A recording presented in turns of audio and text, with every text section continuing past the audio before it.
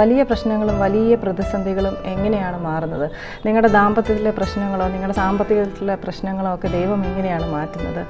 Naturally ഇത് സാധ്യമല്ലെന്നാണ് നമ്മുടെ ബോധം അല്ലെങ്കിൽ നമ്മുടെ ബുദ്ധി നമ്മളെ കാണിച്ചു തരുന്നത്. പക്ഷേ ദൈവം അമാനുഷികനാണ്.